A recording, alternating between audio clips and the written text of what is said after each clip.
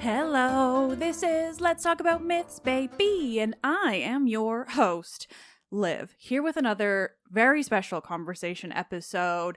This one, number one, I am recording this introduction before I actually record the conversation, and that's probably pretty important for what's going on, but I'm so excited to record this conversation because I am revisiting almost an exact same kind of conversation, basically the same topic and the same guest from one of my very earliest conversation episodes. I'm speaking with Emma Pauly, who for years now has been working on and building out this translation of Euripides' Bacchae. So, surprise, surprise, I'm fucking obsessed.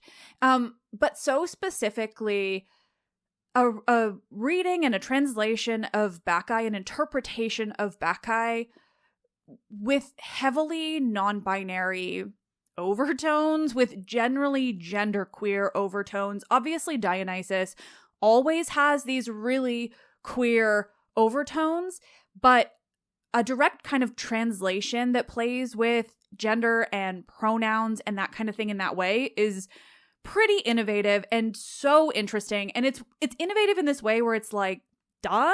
Like, of course, Dionysus has all of these elements. And Emma and I spoke a couple years ago now. Like I said, I think they were like my maybe first conversation, somewhere in that realm, just so long ago. And in this way where it's one of my most memorable conversations.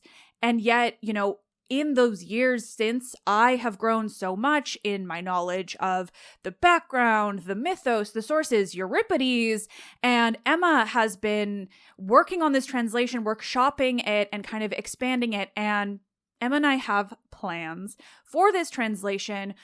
We're hoping to do something really special in relation to this translation and this podcast. I think you can guess what it is, but we're going to keep it unofficial for right now. Hopefully by the end of the year, we're going to have something in this realm, but we want to do it right. But in the meantime, I wanted to talk to Emma about Bacchae, about this kind of queering of Bacchae, even though it is a topic and a play and a god that is so inherently queer. But, we're going to go far beyond that, talk about Dionysus as a queer god in general. Emma has just been a part of a big conference on Bacchae and has so many insights from that. And I'm so excited for what we have to give you today. And so, again, since I haven't even recorded it yet, that's about the most I can say.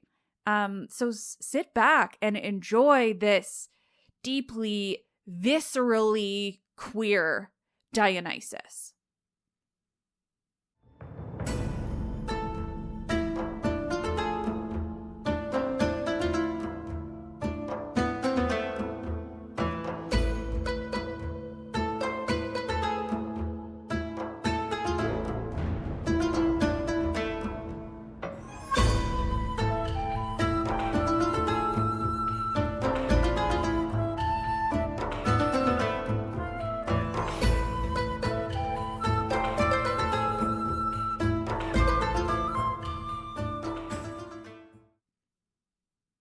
Hi, just a quick additional warning for this episode. While the first half is pretty lighthearted, talking about Bacchae and queerness and a lot of angry feminism from me, sorry, not sorry. The second half does require some trigger warnings, primarily for not indirect kind of talk of self-harm and suicide in relation to trans rage. We're talking a lot about that. Emma, who is appropriate to talk about that, is talking about queer and trans rage, and it's really fascinating, really impactful, but just take care.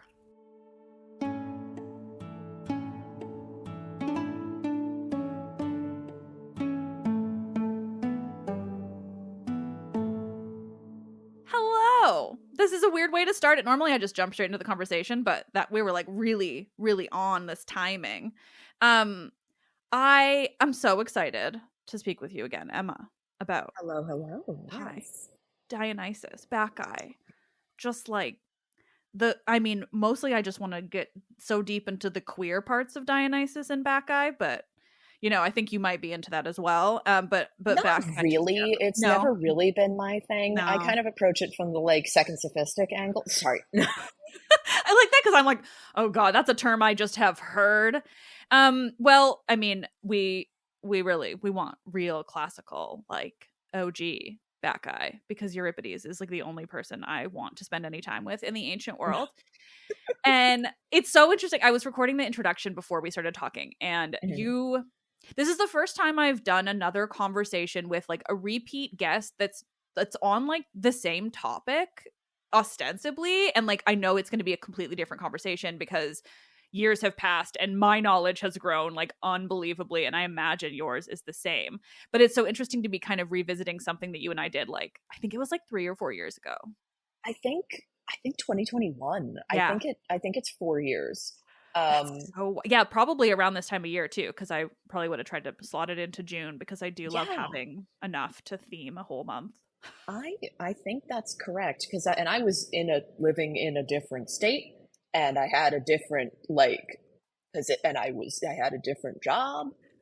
And yeah, yeah, a lot of things have changed. A lot of things have Yeah. changed. Well, and now And you're teaching, right? And do you teach Bacchae ever, or is it more uh just general? once or twice I've gotten the chance to, and it's Yeah. been uh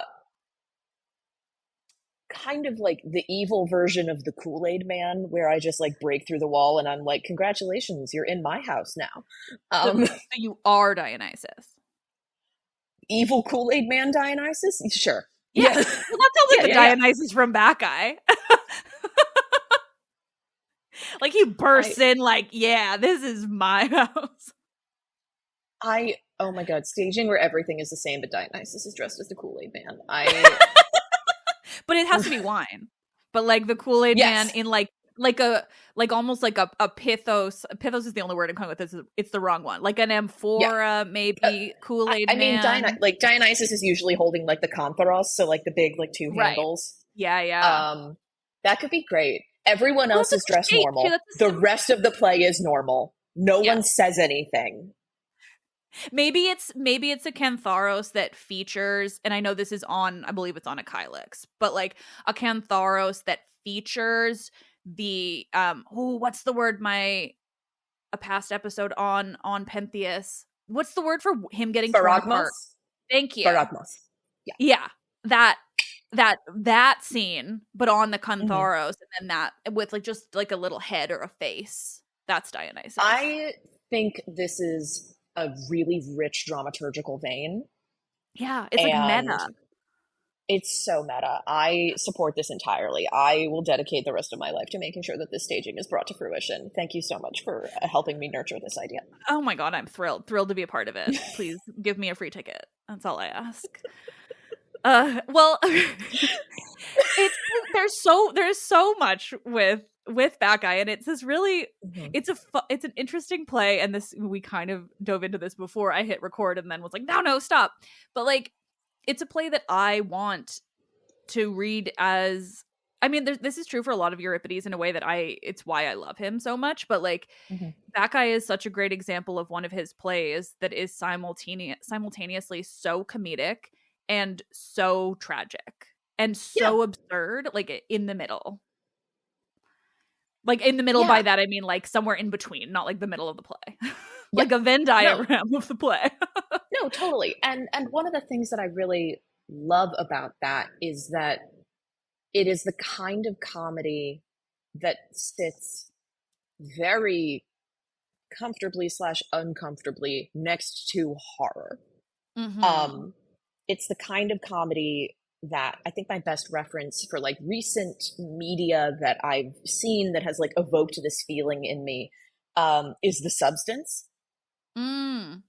If I, you've ever, I if you have, no, but oh, it sounds familiar. it's real fun. The one that Demi Moore got nominated for an Oscar for, the like Oh, okay. horror movie where Margaret Qualley crawls out of her back, um, which is very like, Unfamiliar. Love it. oh, it's so good. If you have a strong stomach, I recommend it.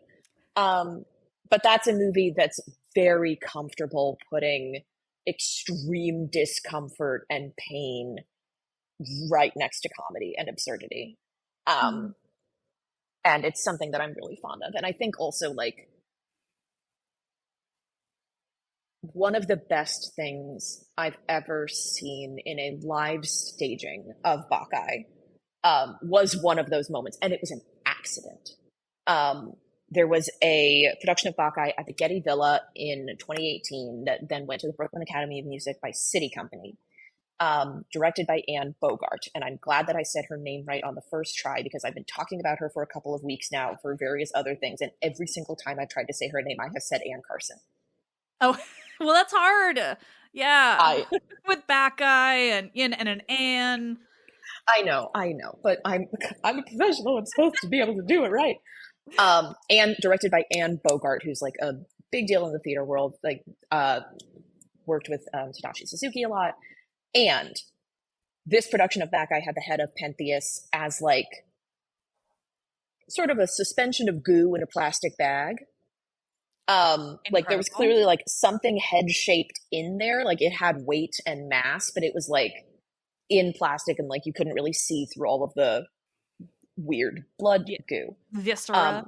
Upsetting to start with. We're off to a great start. Um, I got to be there on the night that, and like there was there was a moment where Dionysus had to hold it. Mm. Like kind of took it away from Agave and had to like hold on to it for a sec. And I got to be there the night Dionysus dropped it.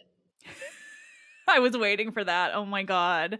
And the horrifying slurping thunk that that thing made when it hit the floor was grandly comedic and also absolutely disgusting and horrifying. And I got to watch an entire amphitheater full of people visibly like recoil in their seats. Wow. That's one of those moments where like that wasn't supposed to happen, but it probably added so much for you. It was so you really it told me something about me as a person because a whole amphitheater full of people leaned back and I leaned forward just going yeah. Which is how I learned some things about myself, but you know, it comes and it goes. Yeah, I mean, I would be right there with you for Bacchae. Like that's one of those Amazing. things. Like I'm not super, like I can be squeamish about some things, like and about like Mm-hmm. really like obviously gory like movies and stuff or Yeah, whatever. Like I mean, really like just the torture porn type of stuff. Those old ones. Like I don't have any yeah. interest. But like it is something Greek myth that is so like viscerally violent being shown to be just as like disgusting as it, Mm-hmm. was kind of meant to be evoked. Like I'm Yeah. so here for it. Well, and I think it's also a really interesting invitation because like and I'm sure we'll get into this more like I know I love that we're just starting with like a breakdown of like the Pentheus head scene, which to the well listener, I mean, I think I'm gonna re-air my retelling of this play beforehand just so that people get it. It's been a while. yeah.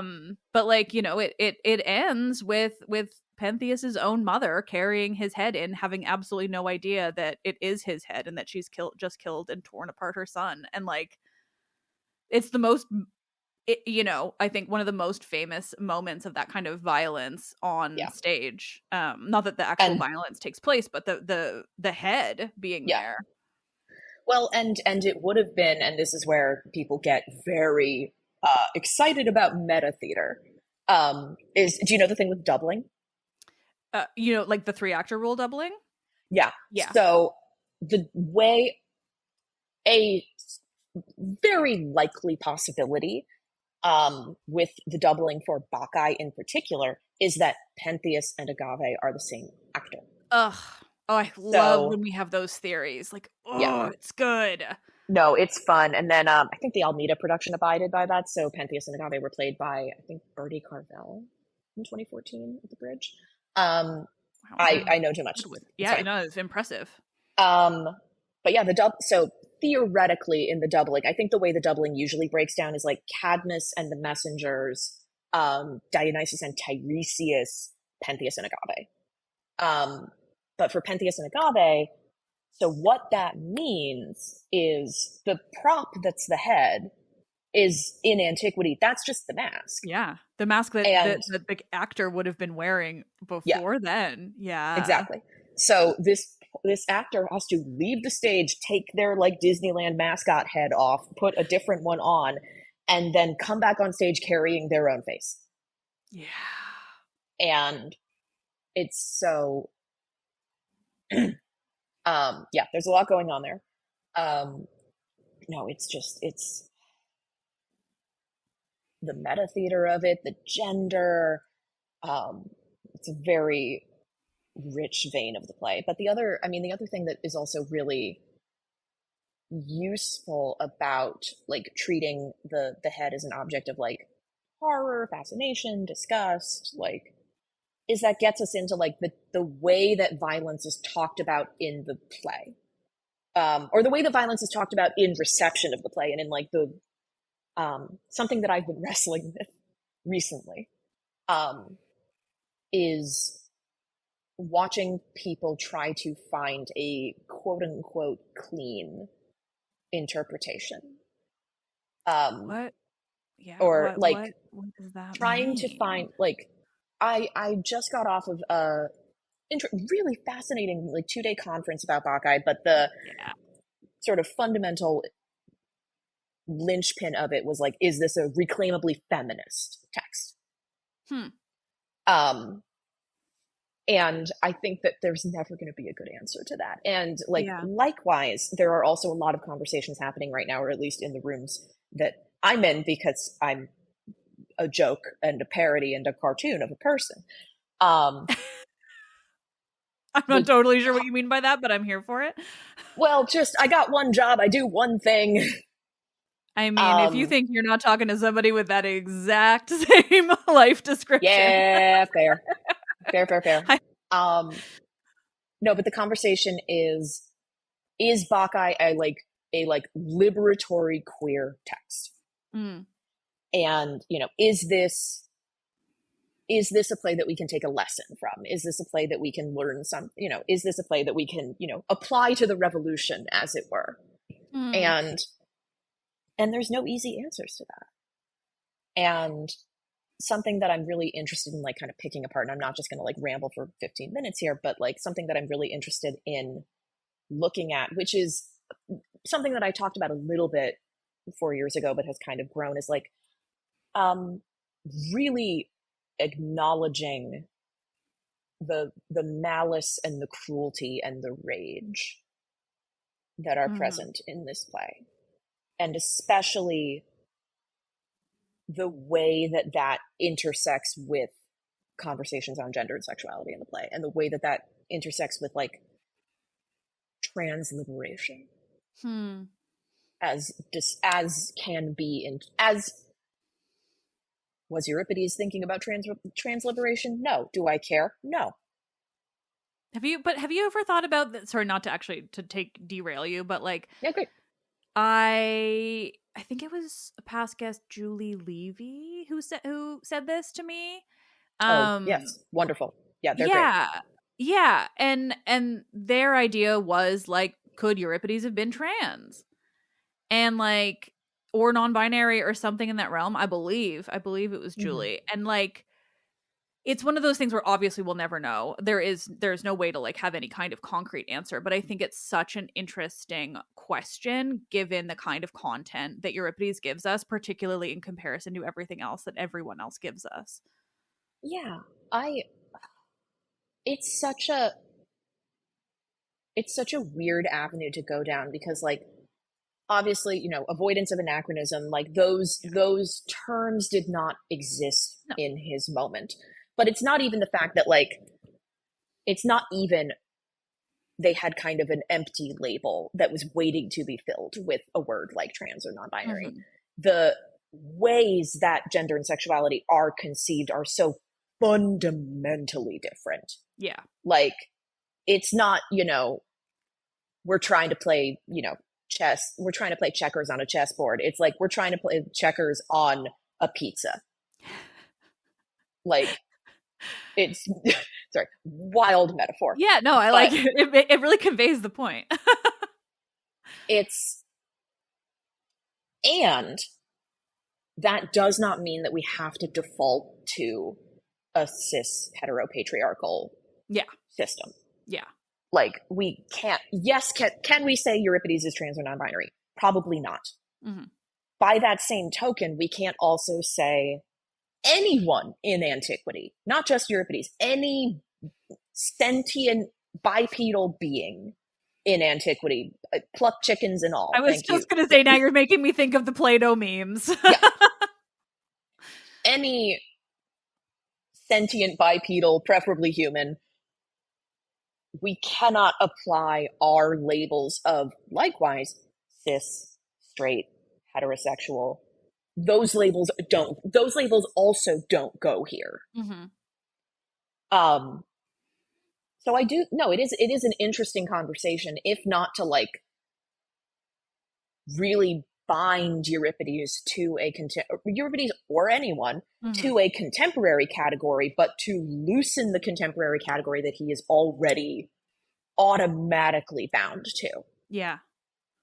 Well, because that's kind of how I interpret it. Like, because I'm not in the realm of any kind of formal academia, like I do try to make my listeners very aware, like, none of these things, are these terms that we can officially assign to anyone in the ancient world. But at the same time, from this perspective, it's quite liberating to speculate on how that person might have identified today if given the terms, And I think with Euripides, like, the reason why I am so interested in that idea is that Euripides has always been, to me, and like obviously to most others who study him, like this sort of weirdo, right? Like, he was pushing the envelope. He was pushing back against the patriarchy and the patriarchal structure in ways that I think others didn't. Was it like entirely revolutionary? Absolutely not. Was he anything, to be defined as a modern feminist? Obviously not. But like, the ways that Euripides wrote female rage, the ways that Euripides wrote just women in general, and then got labeled a misogynist for it because he wrote women who were terrible, women who did violent, manly things that women were not supposed to do, that were reserved for the men, like, that is so interesting to me. And then of course Bacchae introduces all of these other things. And what's interesting to think about too is that they, anyone in that realm did have Dionysus as an example as a vaguely genderqueer person, right? We have so many stories of Dionysus being either raised as a girl or dressing as a girl, or like various things where there is a pretty clear description of his fluidity. And so like, it's interesting that there's, and of course there are stories of like transformations that can be read as transgender. And so it's like, it's not like they didn't have any kind of examples. And that's interesting too, to sort of just, I love a speculation about Euripides, I guess, is my point. I mean, and it's so interesting, like Dionysus as a figure in that context, as a figure that is like so integrated into, let's say Athenian, that's the city that we're talking about. That's where Euripides is when he's not dying in Macedonia. Dionysus as a figure within this political structure is so charged, because that is maybe not what we think of as like a positive example of representation. Like, it's not a thing where like, I mean, and we talk about this nowadays of like, is visibility the same thing as safety? Is visibility the same thing as acceptance? And Dionysus as a figure, like, is this sort of nuclear reactor core of like all of the fear and anxiety and disgust and internal turmoil that is put into maintaining this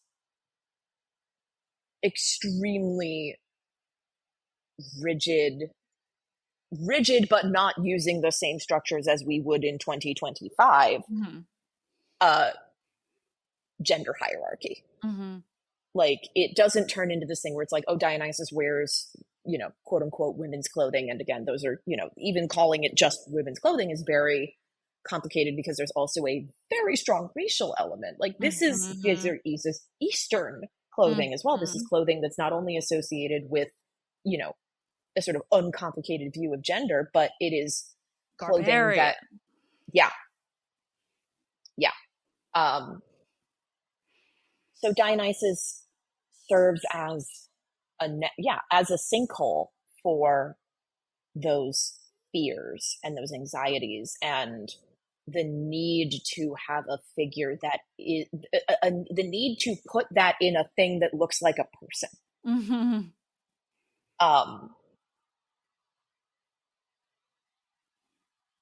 And a person that is right at the heart of the political life of the city. Like, the city Dionysia is the play, the festival at which Bacchae was performed was, and I cannot stress this enough, a political occasion as well. It is a religious occasion. It is a political occasion. It is a moment for the state, the city, to tell itself what it is.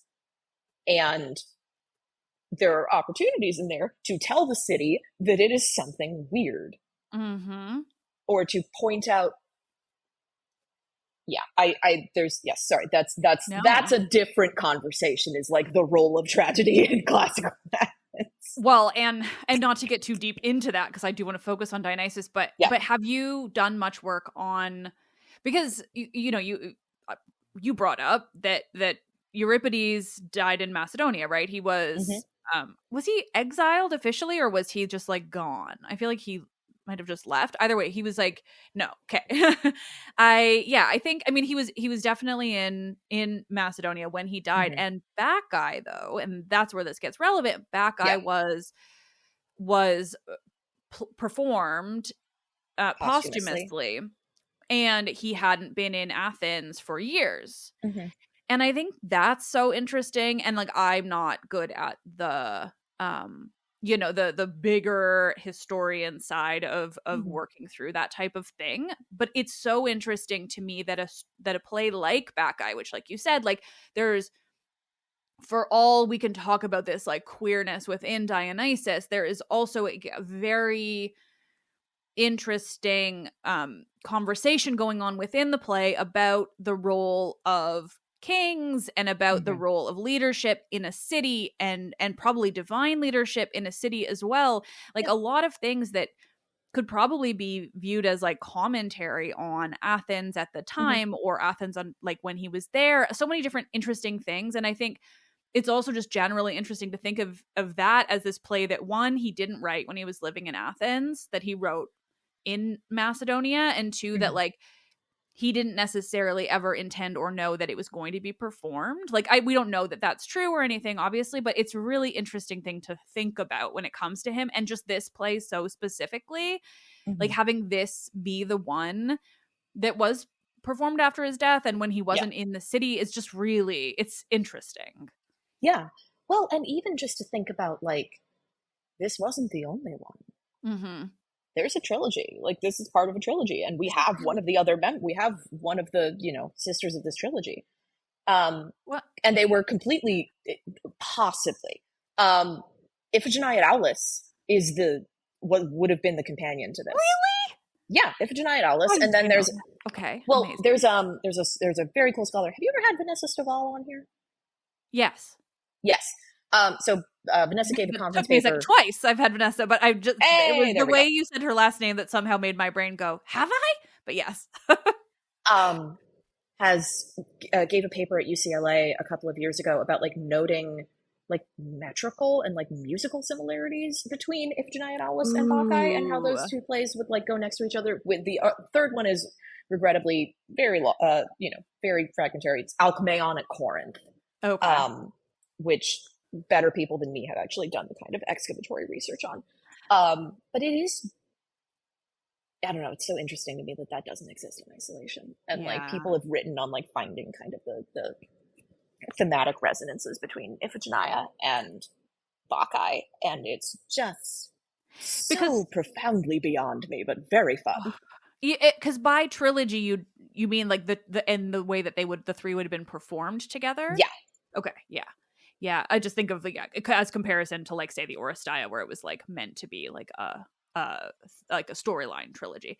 yeah, no, Um they're not. I mean, they're not. Yeah, they're not plot connected. yeah, but they're like Um, the three performed together. yeah, Yeah. Or no, that's so interesting, and it's been a long time since I've done Iphigenia Owlus. I've done mhm, the Taurians more recently, which is like sure. its own whole wild amazing It's thing. beautiful. It's the stupidest heist on God's green earth. I love I it so mean, much.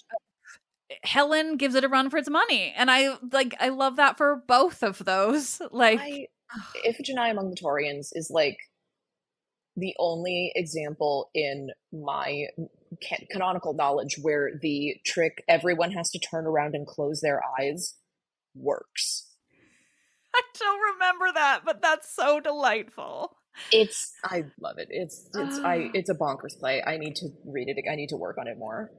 Or at all. I haven't worked on it. I just am quietly fanning from the sides. Well, Euripides is just, he's so weird. And that's Yeah. why, like, the fact that we, I think, I mean, that obviously I would imagine that so many other playwrights were telling stories about Dionysus. And I kind of wish we had, like, any version, because I would be so Hmm. interested to see, like, how they interpret something like the Bacchae, particularly since we Yeah. know, it was a story well beyond the play. Yeah. Aeschylus did it. We just don't have it. We don't have it. Yeah. And like I'm just so curious in I mean specifically if someone like Aeschylus did it, like what are we looking at in the differences? Well, I mean this isn't supposed to be the entire Euripides hour, but clearly I mean I could always make everything the Euripides hour to be quite frank, but um I mean in terms of Yeah. I don't know quite how to dive into like I mean I want to talk about your translation, but I also Sure. want to talk about just generally like reading. I mean, I don't even know.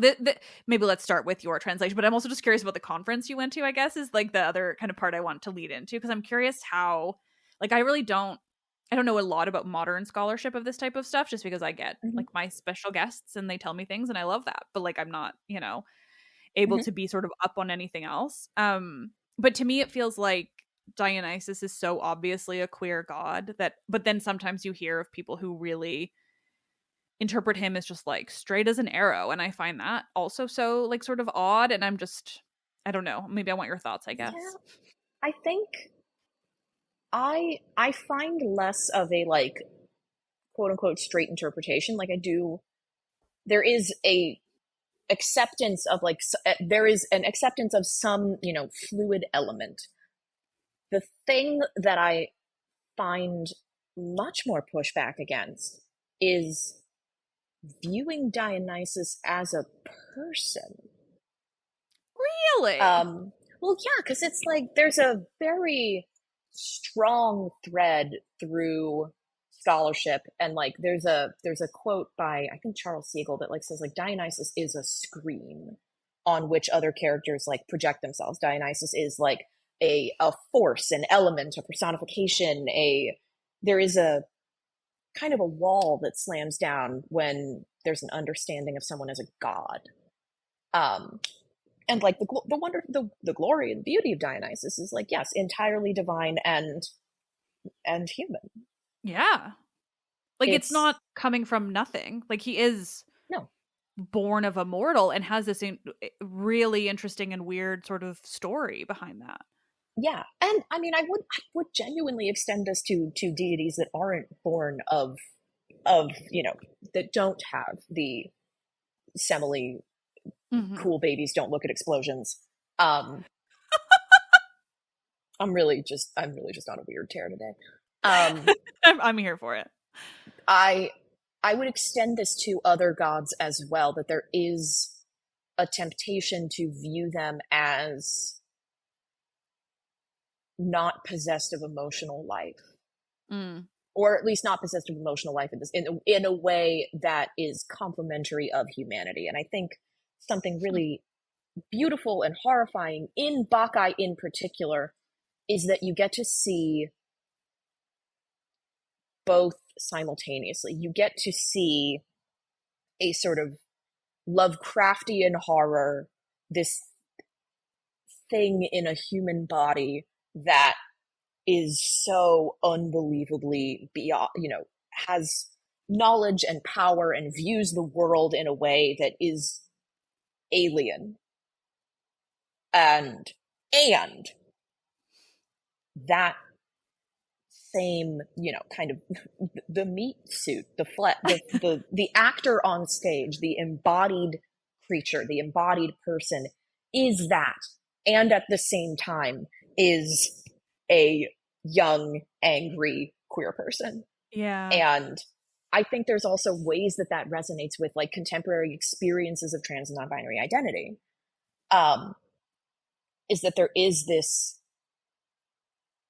there can be tension between like the psychic contours of a body as it exists, or even just a selfhood out external to the body, the selfhood as it exists, and this other thing.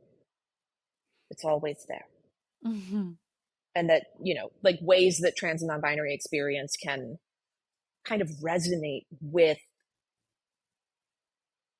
feelings of like non-humanity. Both, and that can arise from being treated like not human.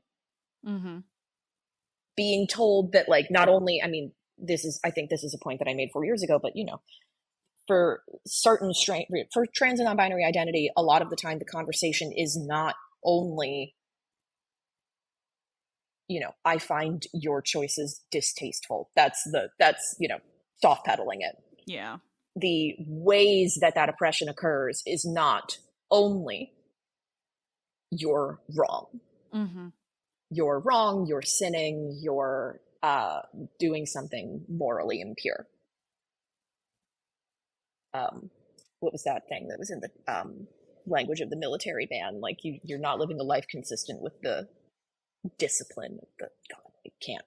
Ew. Yeah. Yeah, it sucked. I think I'm getting it wrong, but it really sucked. I'm That not was convinced not, that anything in the American military doesn't suck now, but or maybe is gone too far. disciplined.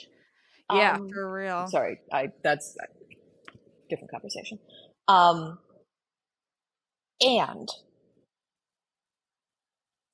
the way that conversation is usually framed is your self-knowledge is invalid. Mm-hmm. You are not what you say you are, not because what you say you are is wrong, but because what you say you are is not real. Mm. Claiming, for in that rhetoric, claiming a trans identity, claiming a non-binary identity, expressing those features is kind of put into the same bucket as I am a dragon, actually. And for a character like Dionysus, where the thing on the table is I am a supernatural being, Yeah. and He could have said I'm a dragon actually in that case, and it would have like been like, yeah, in well, that kind of Cadmus is the one that's going to get dragoned in a bit, but true. Yeah, we'll get to that line because so good. Yeah. There was this thing a couple of weeks ago where I was presenting on this, and I could not stop referring to the end of the play as Grandpa gets snaked. I mean, as always, like I'm sure I said this 10,000 times when we first chatted, but like Cadmus and the sort of origin story of Thebes with Harmonia and all that are like my, like pet obsession. And so no, I absolutely that's the end. I love it. But I mean, and yes, no, earlier in the play when Grandpa gets snaked, and Grandma also gets snaked, she's just not on stage. Yeah. Well, and she's not ever part of it. No, Harmonia's not here. Be a different place she was. And I find it interesting to explore that tension between like Dionysus's claims being viewed as so like quote ludicrous. Mm. Um by Pentheus very specifically, I should say. Mm-hmm. Um there's a really, really good book that was introduced to me by Nicolette D'Angelo, who's a member of my cohort at UCLA, who is lovely and wonderful and a genius. And I am very lucky to be around her as much as I am. A book called The Terrible We, Thinking with Trans Maladjustment by an author named Cameron Awkward Rich. Actually, I'm sorry. Can I think I want to get into this a little bit later. Can we maybe? Yeah. Yeah, because that's like a big, naughty, messy thing, and I think I need a little more time to kind of tease that out. Yeah.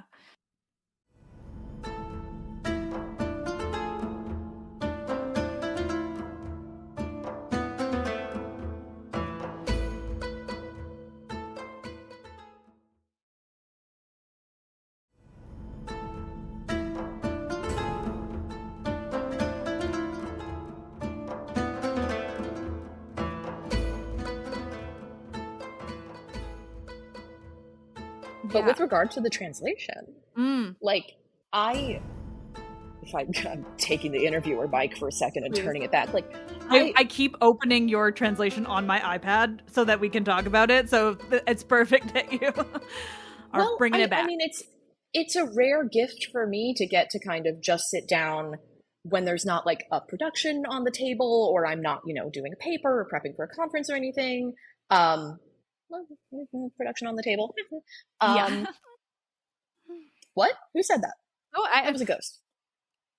You basically just went with exactly what I just did in the intro that I recorded. You just continued on exactly the line I'd started, so we're so here for it. Perfect. I love it. It's rare that I get to sit down and just be like, what did you think? Like, how did this sit with you? What did this feel like for you? It's funny for me. I read so much. I mean, I guess it's been a while since I've read like a play in translation. I've been really deep into the Odyssey lately more than anything else. And so it's just like an interesting, I don't know. I mean, I suppose it's like there's making those connections in my head just because it's there. But I've also been working on building out, like I've written a novel and I'm doing like a big kind of rearrange on it and building out my world building and it's sort of been this reading your translation. I actually like stopped doing all of that like fun research stuff to read your translation, and it just kind of felt like I was just kept going with it actually, and I pretty immediately took a bit and put it into my notes because I've been kind of pulling these sort of quotes, these moments from classical myth and reception, like the play is, that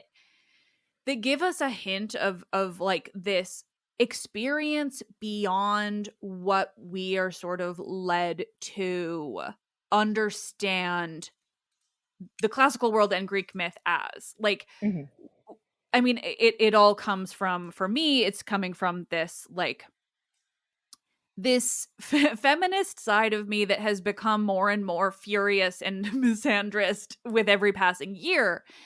That just like when it comes to Greek myth, the thing that, that I talk about all the time, but also that like haunts me is just not just the way that we don't know how the women felt about their entire culture and their entire, like all of this, all of this mythos that was recorded by the men, and we don't know what the women thought, and instead we have this mythos that treats them as if they are just these bodies to be consumed, to be used, to be all of these things. And even when we are learning about mythology, by and large, from the sort of the overarching sort of expectation, I guess, of how we're meant to read Greek myth, like we're not meant to read into that. We're not meant to question that, and I am getting back to your translation, I promise, but just like we're not meant to question how people felt about that lived reality. Like, I know it's myth, it's meant to represent things, and Mm-hmm. but it tends to be that when people are talking about that type of that part of it, that it's meant to represent something, and I'm saying that in air quotes, like that Mm-hmm. becomes an excuse for horrors. And Mm-hmm. for me, like I see it most in the women, and but I am very interested in the just generally anyone who doesn't fit into that like patriarchal mold, right? Because it's the Mm-hmm. same way, like the women are just being controlled by the patriarchy in that more direct way. But like anyone who doesn't fit into that mold is so fascinating to me. But Mm-hmm. particularly when it comes to myth, we don't get this alternate side. We're just supposed to be like, oh, well, the reason why Zeus assaults like 100 women and Mm-hmm. nymphs and goddesses in the mythology, like, well, that's just because, he's the king of the gods and he had to become father of all of these creatures. And it's like, well, why are we just meant to be like, these stories are so often like really obviously violent, but we are not sort of we're meant to not read that as like an Mm-hmm. actual trauma. And even like, I get it, it's mythology, but we're not meant to read it as if people, particularly people who don't fit outside of that like binary, that male, but specifically I mean the males that were in power, Yeah. like we are never asked to question how those very real people might have seen these stories, these Mm-hmm. myths, these plays. And I think that's what I'm most interested in. Like, we're sort of meant to say that, like, well, because we don't have the voices of women, we're just meant to sort of assume they were just there and they were fine with everything. Mm-hmm. Whereas all I want to think about is like these people who were not in the ruling class, like when they heard a myth that features that type of violence, like how did they feel? And so to bring it all the way around, like that's kind of what I'm getting from that. I mean, I think it's Bacchae, but specifically your translation, because it's very accessible and self-aware and fun in a way that I want all of my Euripides, but specifically Bacchae to be. But it also just kind of, I don't know. I mean, it's still the ancient text, so it's not like Yeah. it invents this new thing, but it just feels like one of very few, and I feel this way about a lot of Euripides' work more broadly, but it feels Mm-hmm. like one of very few examples where we could get a sense of how real people might have felt. This makes me think of also his play The Ion, where Oh yeah. where we actually know that at least one writer in the ancient world saw stories of divine assault Yeah. as moments of severe human trauma. And like, to me, the Bacchae kind of has that in it too, but in this really much more bizarre way, because you're dealing with like a very immediate divine force. Mm-hmm. And I love understanding the stories from myth like this with all the gods being like how you were kind of talking about Dionysus earlier, and that like that thing that people have trouble with, this idea that he is both a god and a human. But what I find to be most interesting about Greek myth generally is the way that the gods are presented as so human. Mm-hmm. And I think that's what I'm finding most immediate in Yeah. your translation is like, this is a god who is also a human. And that's what I like in when I'm taking this stuff in, because I think that the people in the ancient world, depending on time period, obviously, and stuff, but like there was this understanding that at least at some point, like the gods were this very immediate force in Mm-hmm. the world. Like, I don't think that we should just believe that they all just thought like, oh no, they're all just conceptualized. Like, no, the stories make them very real. Well, and you pull one guy off the street and ask him the question. You pull a different guy off the street and ask him the question. You're going to get two different answers. Like Yeah. there's no unity of thought here. Like we have to. I've been doing this with students a lot recently. You have to give people in antiquity the same credit as you would give a person today of being able to understand a high concept idea and being able to parse their own beliefs and have their own opinions and have takes on their world that are not what is passed down through the very small slice of elite literature that is what we have. Yeah. That all of the Um, men determined over centuries and centuries was worth preserving. yeah. Well, and very specific kinds of men within that. Uh-huh. And what I would also add to this is, there's been a lot of rhetoric of like, we're meant to, we have to, this is the framework. I really, and if there's anything that like my more recent work has shown me, it gets in through the walls. It gets in through the floorboards. Like these stories would not exist. Like, let's just take Medea. I and this is very kind of broad concept, and somebody that's worked on that play more than me, please, write in, send me hate mail, please don't. Those kinds of choices don't exist those narrative choices don't exist in a society that doesn't know what it's doing. And is afraid and has complicated feelings about that. There's so much fear that's put into maintaining this hierarchy. There's so much, it is not a given that women will behave in the way that you want them to. We have a play where they don't. We have a play where they all run up onto the mountain and eventually do a regicide. There's a scholar named Bonnie Honig who's written a feminist theory of refusal, which is framed around Bacchae. I'm not 100% on everything in that text, but she does go out of her way to emphasize that the killing of Pentheus is also a regicide by citizen women. There is more going on there. It is not only a regicide, and it is also partially a regicide. And there is so much anxiety that fuels these stories. So even in something, let's go back a little earlier, like the Homeric hymn to Demeter. A story that is so, in many interpretations, reifies this hierarchy, reifies this system by which women are transferred from one household to another, system by which women's sexuality is taken ownership of, not by women. And it's about a grieving mother, and it truly gets in through the walls. I think even in the most like straightforward cis heteropatriarchal narratives, it gets in through it. It's coming up through the floorboards. You can't get rid of it. And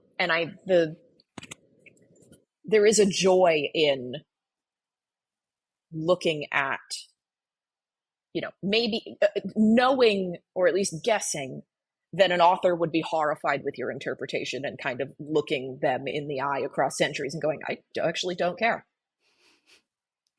This is mine now. I'm going to do with this what I will. I'm in favor of like antagonistic readings a lot. I mean, I'm not against it. Yeah. I think just because it's what we're handed doesn't mean that's what we have to make of it. Yes. That just feels like you just put into words like so much of what I think about all of the time, and like what I want to focus on the show, but specifically what I'm kind of working on the outside beyond the show, because I think more and more like I'm so just interested in what else was going on and just how the others saw it. And so I love this idea of that getting in through the floorboards. Like you said, like that's a delightful visual to just imagine that, like, I mean, I think it's so real. I mean, it reminds me of, there's always this talk like back and forth about, what we can and can't say about women in the ancient world. Like, can we say that there were no women in the audience at the city Dionysia? Like, no, probably not. Can we say that there were no citizen women? Maybe. But like, we still can't say with any kind of real certainty that there were none. Like, there's no, I mean, I also think it's unreasonable. I mean, like you said, like just in this way of like, forget how you phrased it, but the way we need to be thinking about ancient people as being just as real and complex as anyone today, because why wouldn't they be? Like, Yeah. they're humans just like us. They just have different resources. And like, I mean, I think about if I was a person living back then, like, you can't really put yourself in any kind of shoes, but like, it's not unreasonable to imagine that one woman at the very least was like, I'm going to go to the city Dionysia, like a citizen woman, whatever. Like, that someone, I mean, obviously there's arguments to be made about like what type of women would have been there if there were women, blah, blah, Yeah. blah. But like, there's this idea that, yeah, like the citizen women couldn't, wouldn't, whatever, they never were. That's just so impossible. Like, that's not a thing. Like, these were open air plays in the center of Athens. The idea that a woman never witnessed one, the idea that a woman never snuck in or disguised themselves a la Bacchae, like, Yeah. but reverse, right? Like, it's just, I think that I understand why the academic side can't get into those what ifs, they're without evidence and such, but like, that's all I want to think about. I want to think about the women living in that world who might have thought like, hey, this whole childbearing, house maintaining life like isn't for me. Like, it's absolutely, not. I mean, I don't even know how to, it's just like, obviously there were women like that, like, duh, but I think there's so much hesitation.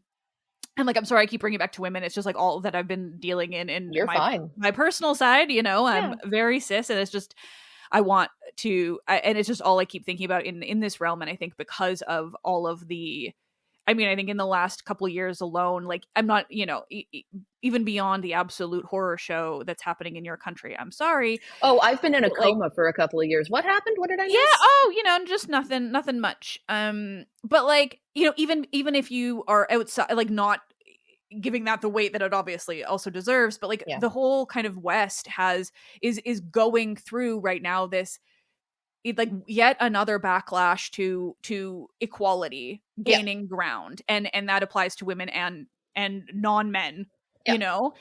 and we're watching this backlash happen. And so it's like, all I can think about all the time is I mean, Greek myth is the Western origins. They want to say that all the damn time, right? That like, these are the people who gave us the West, like, though, but like, these are the men who gave us the men's West, but like, there were other people there. There were women, there were absolutely people who we would now could define as non-binary and trans and all of these things. And like, what the fuck were they doing? And like, we don't know, but not because they weren't doing it. We don't know because the patriarchy didn't allow us to know. And Yeah. I don't know, that just turned into a full-blown rant about that. But it's just, I just keep thinking about how other people would have seen these stories, these plays, these representations of people, like, people just like them. Yeah. But like, not told in the way that they ever would have, or something, Yeah. Well, I think we're probably never going to know. There is probably no way to know. That is, lost to history, lost to time. And that doesn't mean that a quote unquote like unsuccessful or Sisyphean effort is not worth it. Mm-hmm. There is good use of the word. Well, there's something to sitting in the loss and sitting with the like sitting with the absence of, like, there is, I mean, and it's a kind of a way to, like, I think about grief as well, of like, you can't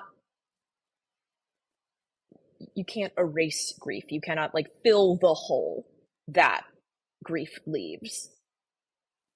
And so, like, in looking for these voices who have been silenced, in looking for these people who we know existed, who we wish could speak, there is, even if we cannot talk to them, for them, with them, there is something worthwhile in sitting next to them, and sitting beside them, in acknowledging the absence. That's the thing that really, constantly gets to me, is like there is a temptation to say like, well, we can't do it, so we're not going to try. We're just going to, we can't just do gonna it, pretend it didn't so exist. Yeah. or we can't do it, so we're just going to like mark it as like unknown, unknown, not worth investigating. We've sorted that out. We figured out that we can't do it, and so we're not going to do it anymore. Mm-hmm. And I don't know. I was just talking about this day before yesterday of like there is, it's a kind of positive, not positive, but a maybe less directly harmful version of like picking at a scab. Like I think there is something to keeping the wound open. Mm-hmm. Or to like, yeah. I don't like I don't like tying things off. I don't like firm endings. Yeah. And I don't know. I'm a big fan of embracing. You can't do it. Try anyway. I love that. Well, and to bring it back to your translation, which is where I got started on, this whole, it's something I just can't stop thinking about. But I think that Bacchae is such a great resource for like the closest we can get to the other, to the missing, I think. Mm-hmm. Like Bacchae, Medea, Ion, like I think these are really good examples of someone else, like a man who fit in with the man's, that's just to really tie it up, like really, he was a man. Mm-hmm. And he fit in with that structure, and he was interested in the people who didn't.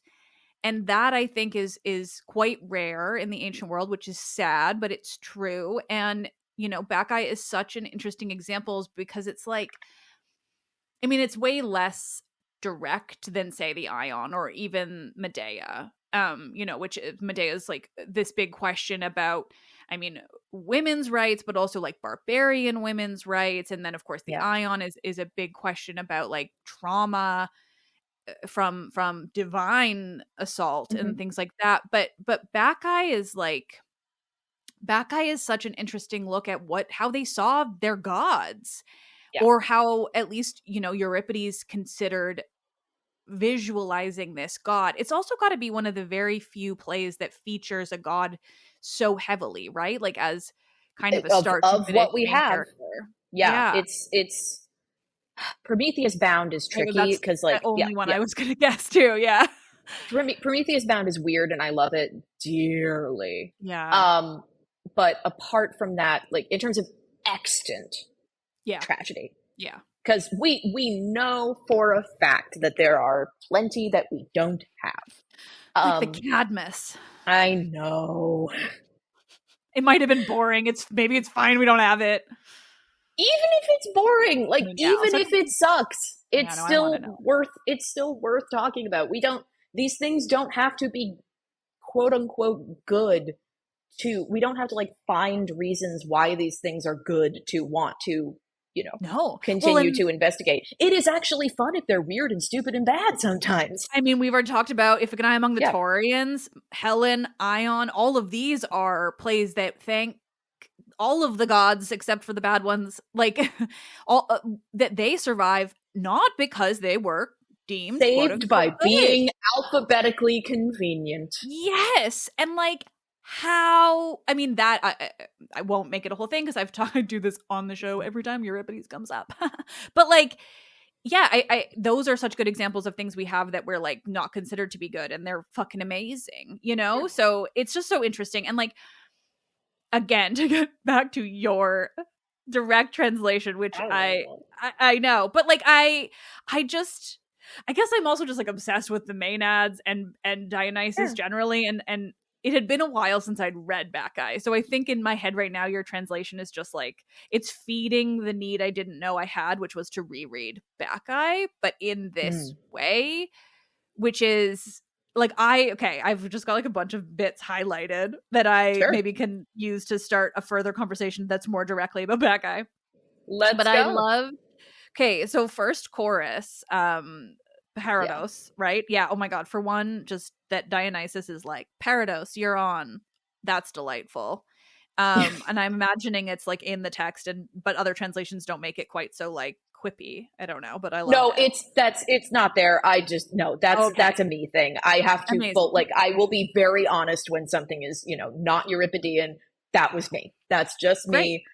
And I'm not apologetic for that. No. I'm like that is It suited, like it fit. I mean, I was yeah, ready to be like, it was in there because Bacchae is like that in a way yeah. where, yeah, no, well, I love that. So then, but then to the Parados, Oh, thanks. Hmm. this it's funny again because it's been so long since I've read any other translation, but Yeah, it's like the second. I'm also just like apparently really bad with like the ancient terms. I've lost them all. But the second, you're fine. or I don't even know, third stanza, not technically not, but they say Yeah, the chorus sings, "Who would stand in our way? Who could stand in our way? Anyone? Let yeah, them stay housebound. Let them clear the streets. Let them keep their mouths shut away, shut off, and then like a cut off." And I just, it's things like that just immediately evoke everything I think about, the missing voices, the yeah, everyone else, and yeah, I mean, I guess maenads are a good and rare example where we get this like idea of an everyone else that, but they were like god inspired, mythical, but not like there's just so much going on with them. And that's me yeah. then just leaving it to It's maenads, not just the translation, but well, no, and I mean, the one kind of pin I'll drive into that is that Please. these particular women of this particular chorus are not Greek. Yeah, right. Yeah, they're meant to be these like Eastern barbarians, right? Lydian. Yeah, and there is a lot people better and smarter than me have done a lot of really cool work with that.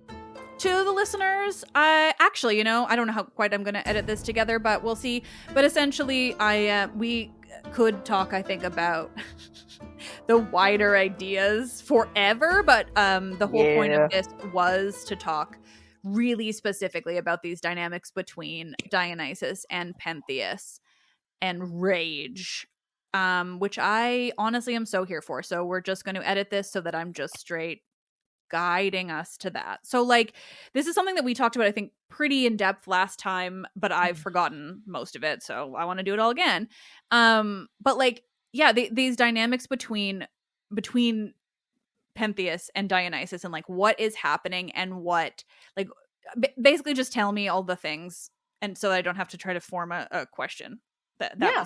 was probably too much, but Oh my God, no, you're fine. So, like, what I've been dealing, like, as I've discussed, that there's like this trend to when this play is discussed as like a queer text, um, there is a tendency that Dionysus like becomes sort of an anthropomorphic personification of queerness.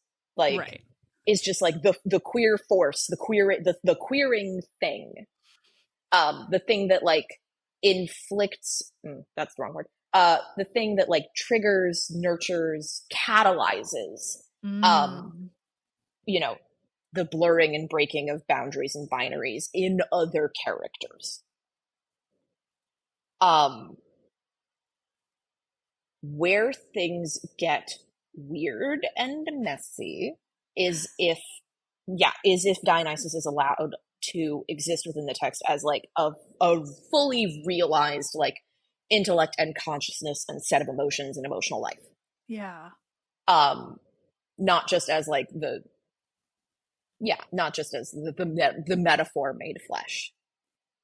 Um, because where that really gets hinky is in like questions of madness. Mm-hmm. As like, the, I'm going to be very clear. Is this a sort of Euripidean rooted interpretation? No. Am I doing it anyway? Yeah. Great. This tragedies are like water. They take the shape of the container that they're in. Bacchae is in the container of this century and is for the moment in for the purposes of this conversation in the container of me. Yeah. And my lived experience, my personhood, I think this is the case for every translator. I think this is the case, for most writers. I am not trying to put forth an kind of unbiased quote, big air quotes, pure, faithful reading. I think the only translators who would ever dare say something so silly because it's so inherently not the purpose of a translation are like just the privileged old white men who think that their word about the classics is God itself. So I love to hear that, but I also think it's a great and important reminder. Like all translation is subjective, and that's what makes reading it interesting and reading multiple interesting. Yeah. And so there is this not question. Dionysus is the mad god. Walter Otto calls Dionysus like a mad god, a god who is mad, a god part of whose nature it is to be insane. I'm very fine. I'm totally normal that I have that just off the top of my head. That's a very normal thing to do. Sometimes I just quote the line from Hesiod where Medusa gets assaulted by Poseidon because I've fully memorized a translation of that. So no judgment here. Yeah, like lay beside her in a meadow of spring flowers. Yeah. Ish. Yeah. Now you're showing me up because I can't think of more. But yes, exactly. I've been. Oh, and then she suffered a woeful fate. That's the line. There you go. Me. That's the money. Yeah. Okay. No, it's so Dionysus as the mad god. Mm-hmm. And this is where Cameron Awkward Rich comes to the party, as recommended by my dear, dear, dear cohort mate, Nicolette D'Angelo, who everyone should read and follow, because she is wonderful and amazing. Cameron Awkward Rich is pushing back against a trend in trans studies that leans away from questions of like sickness, madness, and mental illness. There is a very famous moment where Susan Stryker says very strongly, "I'm not sick." Divorcing questions of transness from it being an expression of mental illness or sickness. In that process, that elides aspects of a trans experience that do involve, quote unquote, Awkward Rich's quote, bad feelings. And questions of disability, disability, madness, mental illness, sickness. That there is a need to create a publicly visible version of the trans experience that does not include those things, and therefore does not include those people.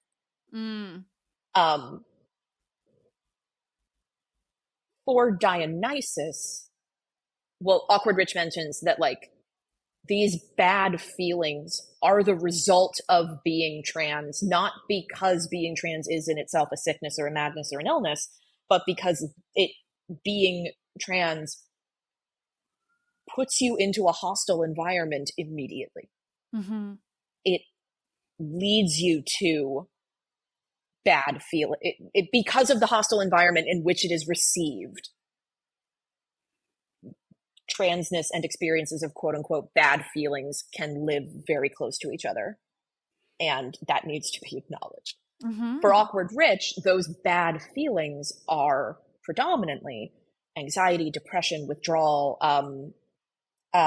Those are the ways that bad feelings can manifest themselves. What I find interesting about Dionysus is that I think Dionysus is, I'm not going to say I think Dionysus is. There is an opportunity to build the lens through which Dionysus is suffering from trans maladjustment, is experiencing bad feelings because of societal rejection, because of familial rejection. Yeah. and is very clearly like hurting. And the god has a, because Dionysus is a god, there is another option. The bad feelings are not limited to what people under oppressive structures are typically limited to. People under oppressive structures, there cannot be an external outlet for bad feelings, so these things go inward. You cannot effectively fight back all the time in every manner. So depression, so anxiety, so other worse things, as happens so frequently to trans people, particularly trans people of color, particularly trans women of color. The way the walls that are built around their lives until they collapse in. Dionysus in the Bacchae has another option, and that option is rage.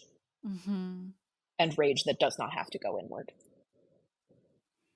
And what happens to Pentheus is an expression of those bad feelings, an expression of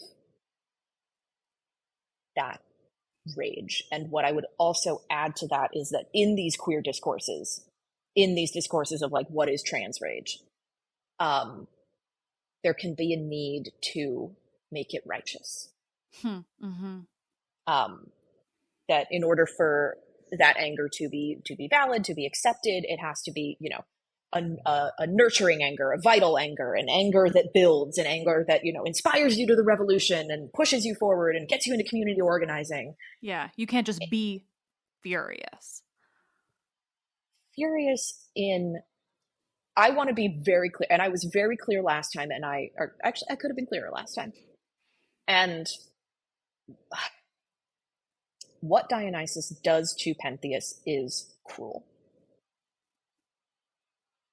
Is cruel and violent and violating and malicious in my reading.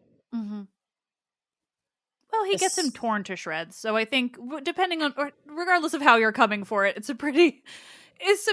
a relevant thing to say. Obviously, the angle you're coming at is very different, but like, you know, yeah. Frankly, the Sparagmos is not the most violent thing that happens in that play for me. Yeah, no, the most violent, malicious, cruel thing that happens in that play is there's an article by Isabel Raffel, who writes about what happens to Pentheus as a forced outing. And understanding like that Pentheus, a potential transness for Pentheus is used against him. There is a dear friend of mine who I was just at this conference with and co-presented with, Pasqualina Breitenfeld, who spoke very eloquently about the walking through the scene where Pentheus is convinced to dress as a woman, as where the anxiety, she tracks where the anxiety and where the fear comes from for Pentheus, and links it back to a lot of contemporary trans theory about like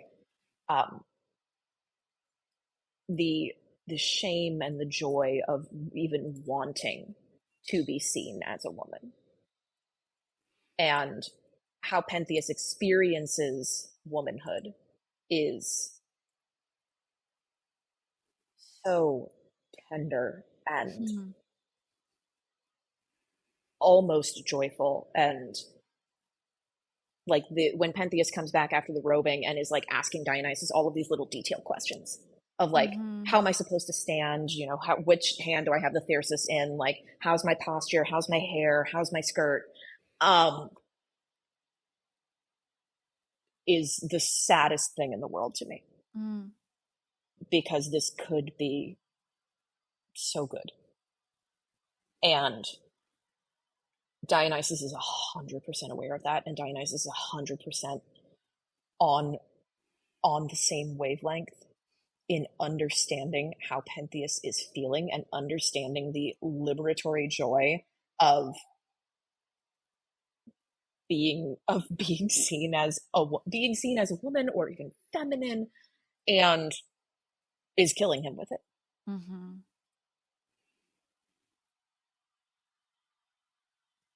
And for me, that is why Bacchae is not an uncomplicatedly like queer liberatory text, because this Mm-hmm. is a queer person destroying somebody else who could Mm-hmm. who had that potential, and destroying them deliberately and maliciously. And that doesn't mean we walk away from the play. That doesn't mean we walk away from Dionysus.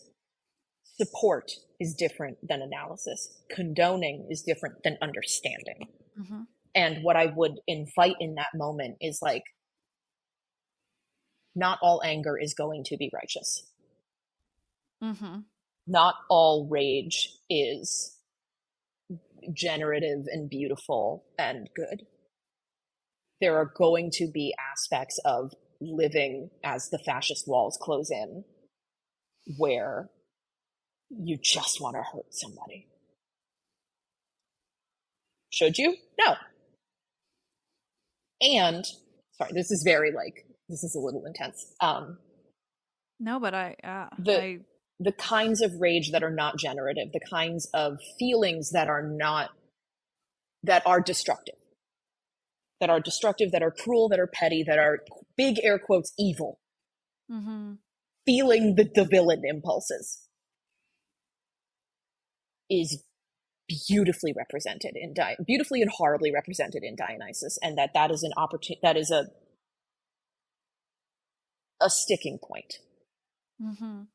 Dionysus is not the queer savior in this play. And if they are, that's a very complicated version of salvation. Mm-hmm.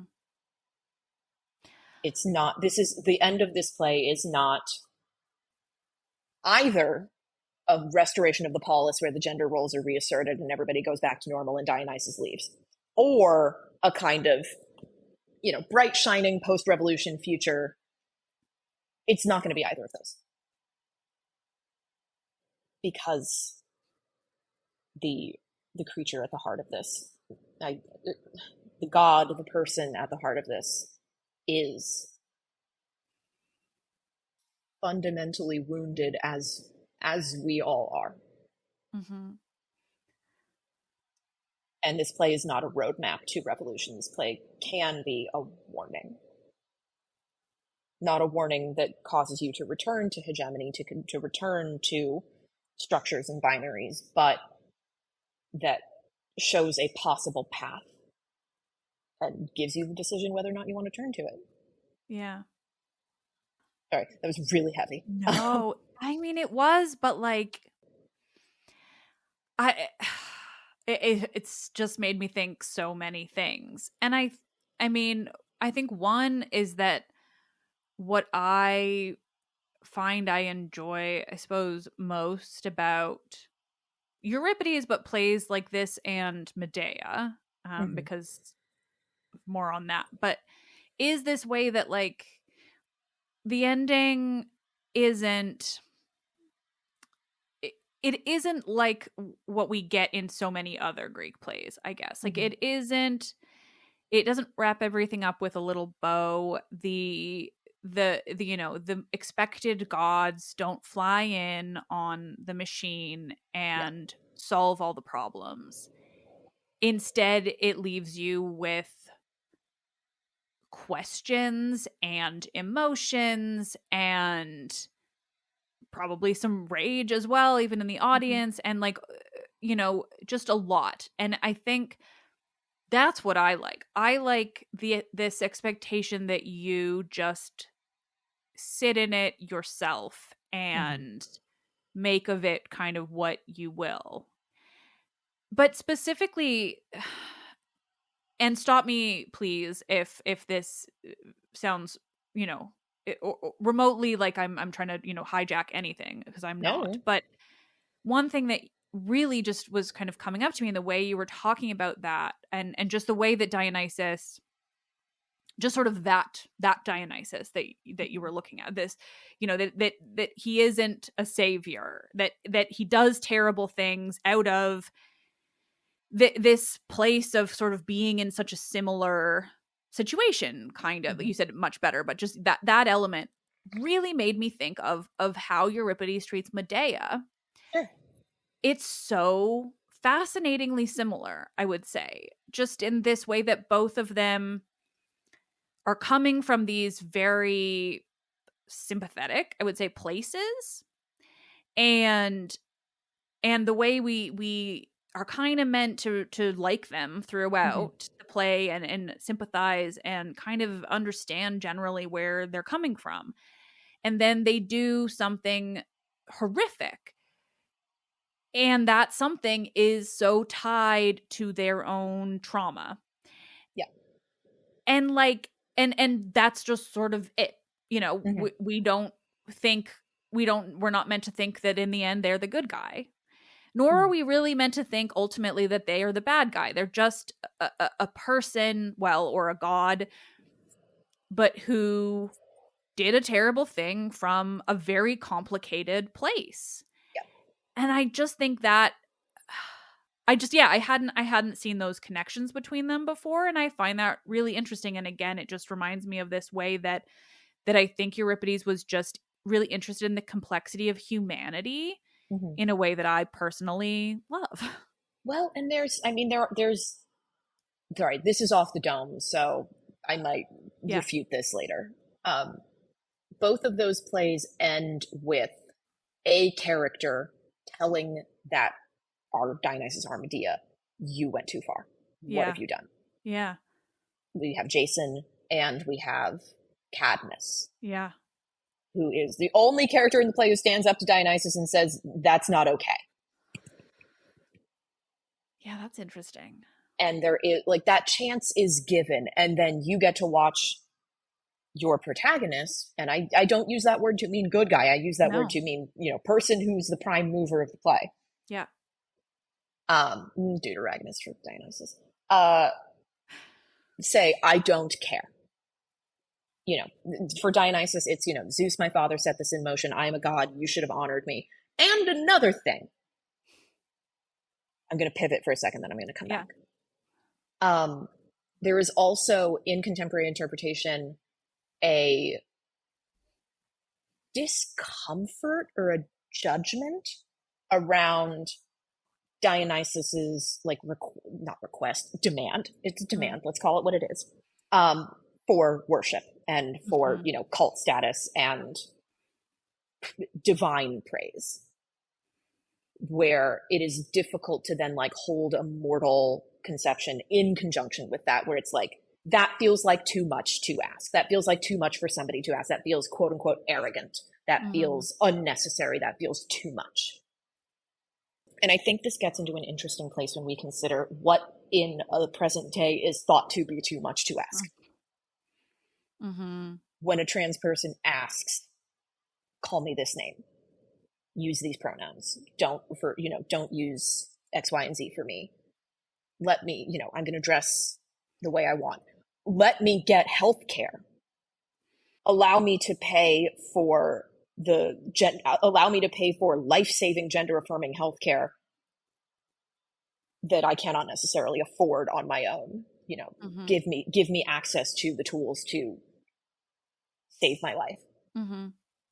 That can also be interpreted by less compassionate actors as too much. As, you're arrogant, you're playing God, you're usurping the role of nature, you are going too far. I'm not going to do that for you. I'm not going to help you with that. I'm not going to validate your conception of yourself. Financially, medically, socially, legislatively.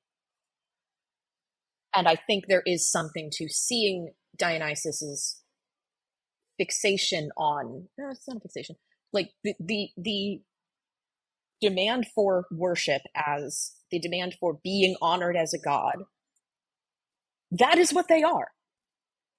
Mm-hmm.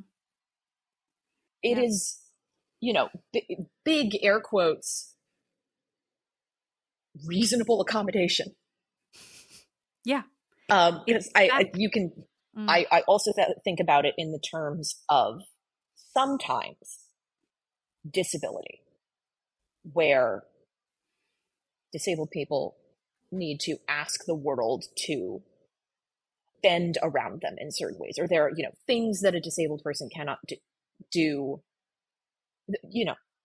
Help is needed, care is needed, some kind of intervention from the world around is needed, and that is considered too much. Mm-hmm. We're not going to do Well, that. We're not going to help. and I would say this because I think it aligns, I mean, with this question, but also the trans narrative that led to this, which Mm-hmm. is that, so a few years back I had Kyle Lewis Jordan on my show to talk about Hephaestus and disability. Yeah. Yes. And Kyle does a lot of incredible work on disability studies, but also like Yeah. accessibility in like museums and all of that. But one of the things that it was just the way he phrased it that Mm-hmm. sticks with me, which is just the way we conceptualize of disability is as something, that is like inherent to the person who is disabled, whereas in truth Yeah. it is the world that has Yeah. disabled them, because it Mm-hmm. is that the world does not fit them. Yeah. And all of these things in the world are not made, they're made for abled body. It isn't that person Mm-hmm. is disabled, and so it reminds me of the Yeah. same issues I think in transness, which is that the world has made it so that it is so Yeah. fucking hard. It's not the trans person that has No. made it so fucking hard. Yeah. And so yeah, like I think that's an important connection to kind of make, because it is this bigger world problem. It is not the individual who Mm-hmm. has done anything except try to be themselves. Yeah. I should also say as a caveat here, or like, I am thinking about these questions having recently become disabled. Mm, Like, that is something that I'm actively wrestling with at the moment as I figure out what an accommodated life looks like for me. mm. And experiences that I've had of attempting to ask for accommodations that require other people to do something that might not necessarily, not just, let me do X, let me do Y, I'm gonna, I can't, Yeah. something that other people actually have to do and be conscious of, and, change something about the way they live their lives. And having that be really difficult. Mm-hmm. Um, so I have a lot of understanding, as I already did.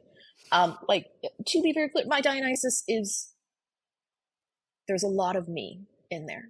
Mm-hmm. And it's not a sort of active artistic choice. It's not a grand political statement. It's just how it is. That's, I I feel mean, I feel a great affinity for that figure. That figure is somebody that's very important to me. yeah. And if you haven't figured that out, hello, listeners, if you haven't figured that out by now, Emma likes Dionysus. yes, Likes is probably too little a word. Emma has big feelings Big feelings. about Dionysus. And I have a lot of sort of embodied understanding in this moment of, walking up to somebody, or kind of approaching an institution, whether, for Dionysus, that's the city of Thebes, approaching any kind of, larger organization and saying, hello, this is what I need from you. This is how I can, be comfortable and safe and feel like me, and, institution or a family. And that's, very often the case for contemporary trans people, is experiencing no, I'm not going to help you move through the world. I'm not going to give you what you need to be you. I'm not I going, mean, because it's that's also like the like there's nicest it, thing that well, you and can it get. plays against this like raging hyper individualism of like, if you can't just do that for yourself, you're doing it wrong. You have to be able to work this all out on your own. I'm not responsible for you. I'm not responsible Mhm. for your feelings. I'm not responsible for your safety. I'm not responsible for your life. I'm not like there is that very American hyper individualism of like being in community or being with other people in like a system of care is seen as like parasitic or codependent. Late stage capitalism It's is. great. We're doing great. I think about this Um, all the time. Just ugh. yeah, and just I don't find that model helpful. I don't find that model helpful. That model is uncomfortable to deal with a lot of the time, and I can then see that in Dionysus, and also see a different version of that in the chorus, who are in Mm. community. Can I use this as a moment to quote the chorus? Because I have it Please, pulled up and I just really love this.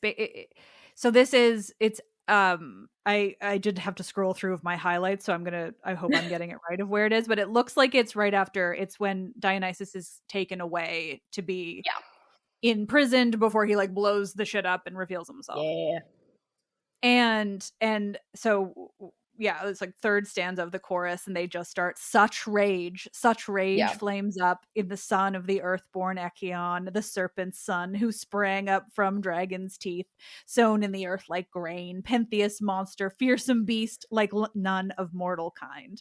Mm-hmm.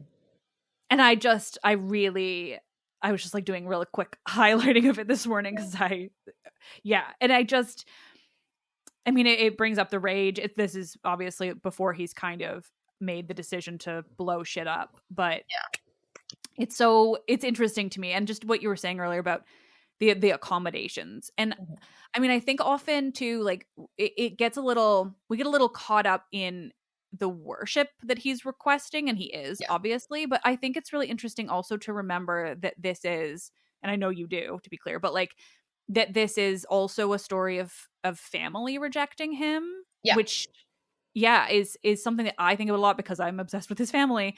Mm-hmm. But also, I imagine is also something that really ties in with this sort of trans reading of him. Yeah. Well, and I'd also add here, like, Dionysus is not the only raging figure. Yeah. Pentheus is raging. Mhm. This is also about Pentheus's rage. And Pentheus is internalizing that rage and directing it outwards. And that rage comes potentially in this reading, caveat, caveat, caveat, from the desperate need to maintain structure and hierarchy, and the desperate need to abide by these norms, Mhm. which it causes a lot of psychic anguish, and that has to go somewhere. Yeah. And I would also point out, like, this is not just in this passage, and this is very Euripidean. The way that Pentheus, in the words of the chorus, is constantly made animal, made monster. Yeah. Um, Inhuman. yeah, and that dovetails with Dionysus. That dovetail, like, Mhm. Pentheus is also being pulled around to the borders of humanity and is being seen as a creature, as a thing, um, by the chorus. So yeah, this, whenever you think this play has a straightforward like direction of energy, or where there's like only one character in Bacchae that does something, or like that there, whenever there's an uncomplicated reading, it comes in through the floorboards. Yeah. It Yeah. gets in through the The walls. idea of an uncomplicated reading of Bacchae, I think, is like it betrays like a lack of interest in Bacchae, like, or Euripides, or like I don't know. That's but it's sorry, now I got distracted because I was looking for more of my highlights Mhm. to keep us on this, and I have found where I've highlighted an entire. I actually can't see where my camera is, but Oh my the entire god. page that it shows up in my iPad. Wow. And it's because and stop me if they're, I'm not trying to interrupt, but this is an ADHD moment of like let's go. guiding elsewhere. But I was really interested in the way you kept a lot of Greek, and whether that is, I mean, it's an interesting choice that I loved. I was like, I don't know ancient Greek, but I know little bits and I can sound it out. So that's my favorite thing to do anytime I see Greek is like, okay, well, I'll just say it out loud and then I'll get things out of it. And so that's kind of all I can get out of the Greek. But I love that inclusion. I feel like it's interesting especially from like where he is also coming from this barbarian aspect, which as much as we're not going to talk about that, that necessarily Eastern aspect, but it is interesting to note for the listeners that like from a bare minimum standpoint, the idea of barbarians in Greece, in ancient Greece was, on its face, it's non-Greek, right? But specifically from the East, there is this very strong understanding in the ancient Greek world that there is like a lot of effeminacy, that people from the East have all these like they're woman-like. It's also where we get the idea of Amazons, right? All of this, it's like this sort of they're not good like us because they're also effeminate. And I think that's an interesting tie-in. And I realized that just like also came out of just, this is my ADHD brain going wild because it wasn't really relevant here, but it is so interesting to like look at him that way. And I'm just generally interested in the Greek like uses that you've done, but also I want to, I want to keep hearing more about the rage if you have it, but I'm just excited and going on. I will steal a point from somebody at this conference. There's a lovely, wildly intelligent member of the Department of Near Eastern Languages and Cultures at UCLA. And I will have to double check if she is okay with me naming her after this. Her name is Charlotte. She's great. And she at the conference brought up that the words specifically used to describe Pentheus's clothing have like a very specific Near Eastern connotation, like that they are interpreted in this case as like quote unquote like women's wear, and they're also like the garments of a king, right? Like I think an Eastern king. Yeah. She was way more specific than I'm being, and she had it down. I'm so interested in that. And then I had to like go stare at the wall for a bit. But it was so cool. But yeah, there is a lot going. There is a lot of specificity there. Yeah. But with regard to the Greek, are you talking about the earthquake? Maybe, yeah. It's right when, that's shortly after we have the Dionysus from offstage, amplified, distorted, bellowing defiance, a child wailing, a tree uprooting. I just love that, so I had to read it all. And then there's some Greek there, but I noticed mostly the next line because he says that he's like of semele of child, which is like the only Greek I understood. So thank you. But you got it. You got it great. I did. No, you had that one in the bag. So this is a scene commonly known as like either the earthquake or like the palace miracle. The moment where Dionysus is imprisoned and busts out dramatically and supernaturally. We don't see the busting out. We see the chorus reacting to it.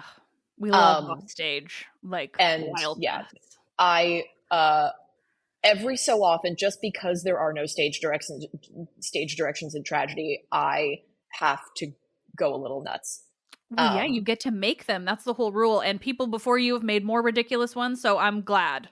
That's all. Because those are so wild sometimes, and you see stuff and you're like, this sounds risky. I don't like it. So I like when all of yours, I was like, oh, I'm so here for all of these.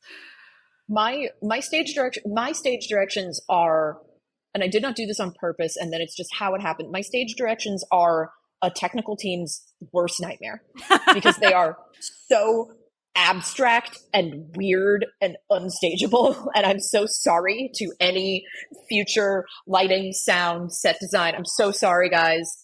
Do whatever you need. Work within the constraints of your budget. I'm so sorry. I have to say, I love that especially because unlike a large number of other, like, more traditional translations, you are also a dramaturge. So I think it's funny that you're like, mine are terrible for anyone, but also I'm the person who's actually affiliated with theater.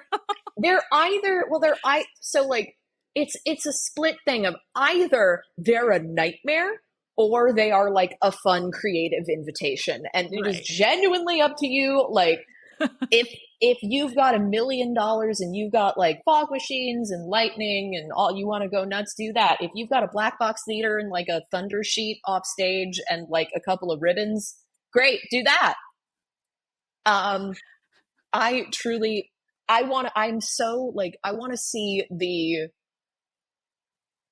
my fond never gonna happen dream is like, I want to see the $5 and the $5 million version of this. Yes. And they're both good. Yeah. That's great tragedy though too, right? Like that's what's so fun about kind of what they did and didn't have back then, is that it makes it so much easier for us now to have all these possibilities. Yeah. My favorite thing is like, in discussions of like, why is this speech so long? Why is this speech here in the play? Why is this, moment being structured the way it is? And I'm just quietly in the corner going, the actor needs to go get changed. Yeah. You are buying time for a quick change backstage. And I love it so much. With regard to the Greek in the Earthquake Palace miracle scene, I like when divinity leaks through.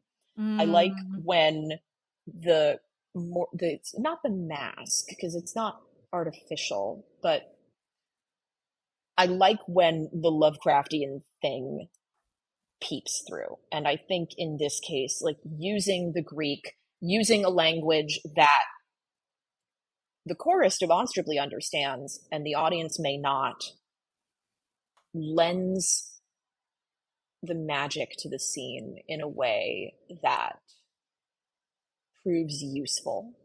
And the scene is also somewhat magical in the sense of like, there's one of my professors at UCLA, Alla Hasselschwert, over this past week with the Bacchae conference, was talking about how the chorus are essentially singing down the earthquake. Like, this is a song between the chorus and Dionysus where they sing this miracle into being. They incant this thing into being. This is a spell. And there's also something really fun. One of the Greek lines that I have in here, "Seie pedon kthonos enos hypotnia." It's like, shake the ground, lady earthquake, queen earthquake.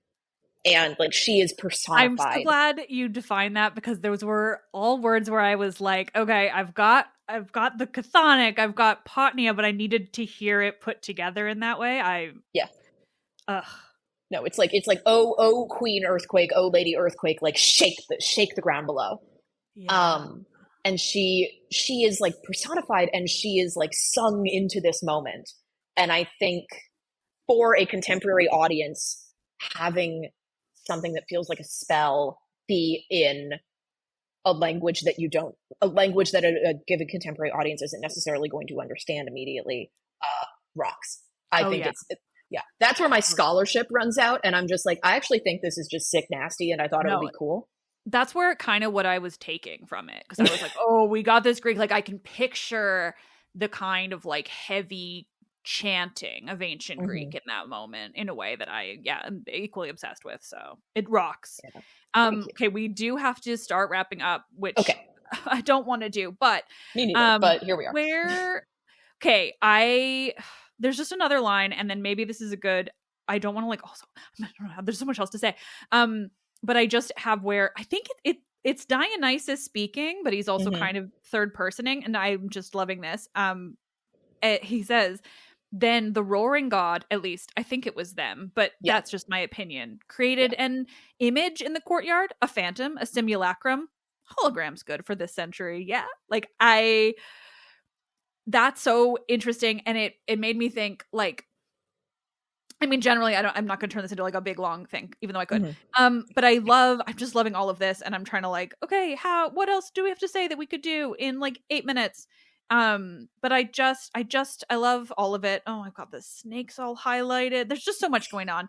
But like, I mean, what kind of, if you have like a Yeah. closing thing that you want to share? Because I want to hear everything. But also no pressure, but like, was there a moment or like something about the end you were curious about the end earlier, which we barely really got? I mean, we got to it, but also not.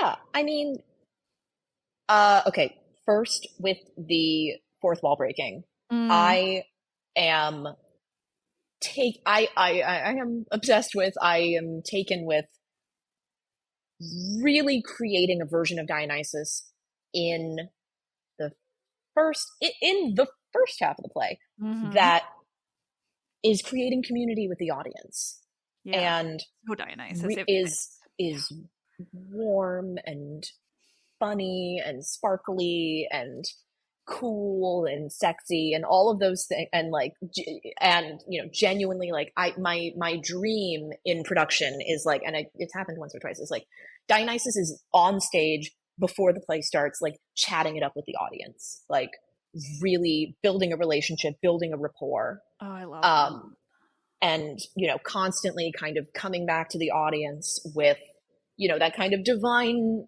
fourth wall breaking. And also, there's no fourth wall in antiquity because there's no proscenium. The fourth wall is really introduced with the advent of proscenium stages. um just a Dionysus that wants to be your friend, Yeah. and very, and wants to be liked, and wants to be liked, wants to be accepted, and if that's not going to happen on stage, it'll happen in the house. um and then tracking that through what happens at the end of the play. Yeah. And my most recent, like, about a year ago, maybe a little more, I, like, you know, woke up in a cold sweat and was like, I have to change the ending. Because there is very famously this large lacuna, where we don't Yeah. have like we don't have Agave's lament, where she would most likely have like reassembled the limbs of Pentheus and grieved over them, and we don't have Dionysus's final entrance, which would have presumably been on the crane, on the mechane, uh, Oh, yeah. and revealed as a god. We don't Yeah. have that. We pick up with Grandpa gets snaked. Um, I'm not going to stop calling it that. I No, think it's I funny. would be offended if you did. We pick up with Grandpa getting snaked, and I, in my translation, initially in the draft that is currently published online at the Mercurian, a theater translation journal, that ending is the way that lacuna has been filled by me, very passive voice. The way I filled that lacuna um, is very about Semele. It's very like, here's all of the ways that you screwed over my mother. Here's why I've done, you know, here's why I've done this. Fuck you forever. Um, and the new ending, that felt a little too easy. That felt like trying to get Dionysus a path. Um, and this new ending, I think, this new choice to fill the lacuna, leans into what I've talked about already with the spite and the cruelty and the malice and the rage. Um, I might close by reading a little bit of it, if you don't Please. mind. Please. Um, where Dionysus I think you might be about to enters. read the part that I've got highlighted here too, Oh or at no. least close to it, so I'm ready. Uh, I warned him. I told him exactly what I was, and he said I wasn't. I told him who I was, and he didn't believe me. I told all of you who I am, and you said no. And then the stage directions very specifically say to audience, oh, I'm sorry, am I not fun anymore? We were having so much fun. Me and the girls and all of you. Wasn't it fun? Wasn't it cool and sexy and camp and just a little bit dangerous? Wasn't I? But now that he's dead in 17 different pieces and she's crying, we all feel a little bit different, don't we? Well, maybe you do. You didn't have to kill him like that, though. That was cruel to fuck with his mind like that. Maybe I fucked with his mind. Maybe I didn't. You'll just have to argue that one out amongst yourselves for another couple thousand years. And it goes on. But it is, it is everything that I've previously described, hopefully, if I've done my job right. It's cruel and malicious and petty. And Dionysus actually says that later on. He says, yes, they say, yes, it was cruel. That's the point. It was cruel and over the top and vicious, and I'm so fucking glad I did it. Whether or not you believe Dionysus in that moment is up to you. They also say further down, again, to the audience, after building this rapport through the whole play, I don't care if you don't like me anymore. And that is the one stage direction that I will very much stick up for, because the stage direction right before that just says lying. I noticed that. And then Grandpa gets snaked, and then we get back on track, and then Euripides resumes, and Grandpa gets snaked, and Agave leaves. So, yeah. Go be a snake or whatever it was that used to be here.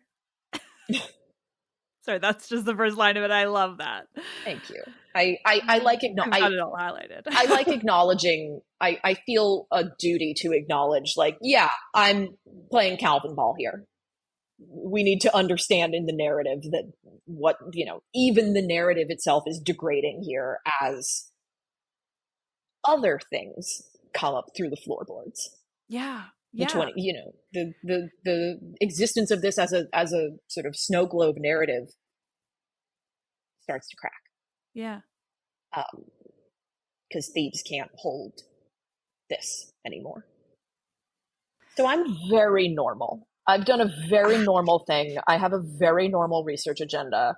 I mean, join the club. Okay.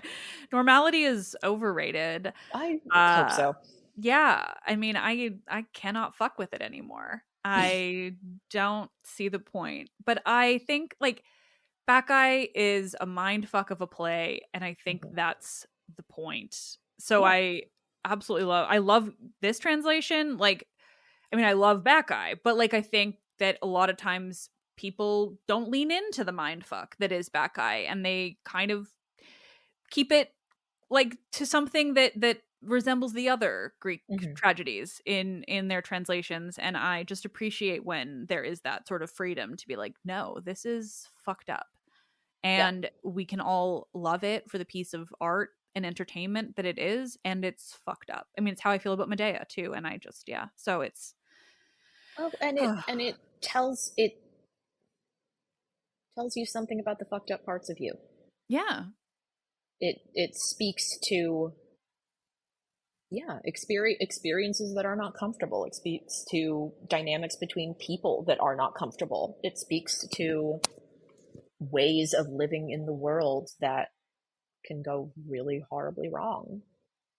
And I don't think of it as a sort of call to a return to normalcy, a sort of caution, a warning against the other. No. I think there's more to be done. Yeah.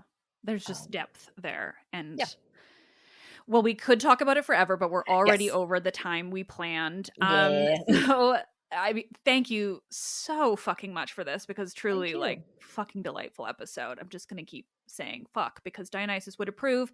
I'm going to get some things from you separately in an email, but is there anything you want to share with my listeners about where to read more or just anything? Watch this space? You can find me on Instagram at academicmaynad. I don't kind of have any other form of social media at the moment that's really active. I'm a member of Your Lovely Collective, and which will exist in some more formal way soon.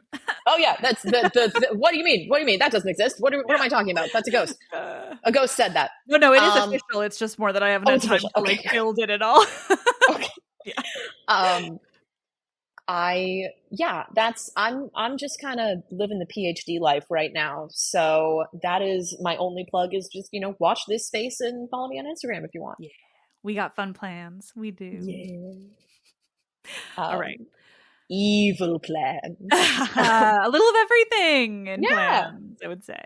Yes. Okay. But yeah, thank you so much for having me on. It's such a pleasure to be back. And I'm so delighted to be able to be weird and gay and arcane in this space. Thank you. I'm delighted to have you with all of those things and in this space. It's just my fucking favorite.